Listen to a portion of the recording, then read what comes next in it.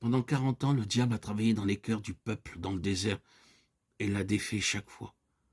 Ils obtinrent la victoire lorsqu'ils réalisèrent ce qu'était le diable et qu'il devait être jugé. C'est de cette façon-ci que vous deviendrez victorieux. Vous ne pourrez jamais vaincre votre caractère ou votre faiblesse par des exercices religieux, par la lecture, par le jeûne, par la prière ou par vos propres efforts et votre propre volonté. Vous les vaincrez d'une seule façon, par votre identification avec le Seigneur Jésus-Christ, par la foi dans sa mort, son ensevelissement, sa résurrection et son exaltation. Plus nous comprenons comment le Seigneur Jésus-Christ a jugé, défait et confondu le diable à la croix, plus nous nous réjouissons à l'heure de la tentation, parce que la victoire est nôtre en lui. Ainsi, nous assemblons le matériau qu'est l'airain, que Dieu demande pour le sanctuaire. Chaque matériau requis par Dieu a une signification spirituelle et tout se trouve en Christ. L'or parle de nature divine, l'argent du prix de la rédemption que notre Seigneur a payé pour nous, tandis que l'airain parle du jugement que notre Seigneur a dû souffrir en notre faveur.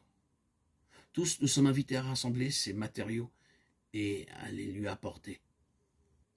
Vous vous souvenez que notre Seigneur parla à Nicodème du serpent d'airain dans le désert, Jean 3,14. Le peuple commença à murmurer dans le désert aussi, des serpents brûlants furent envoyés pour les punir.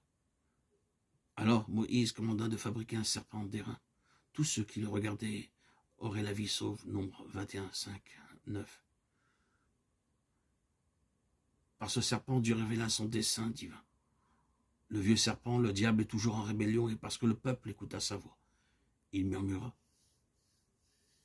Ceux qui regardèrent le serpent d'airain reconnurent en fait qu'ils étaient eux-mêmes sous le jugement, que le diable était responsable de leur désobéissance et de leur mort.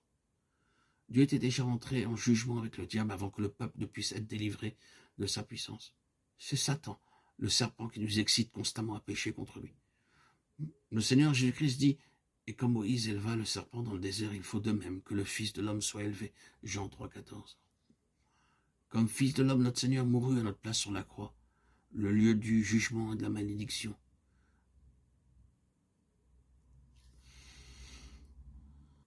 Afin de juger Satan et de le punir, lui qui nous a affligés en nous rendant désobéissants et rebelles à Dieu.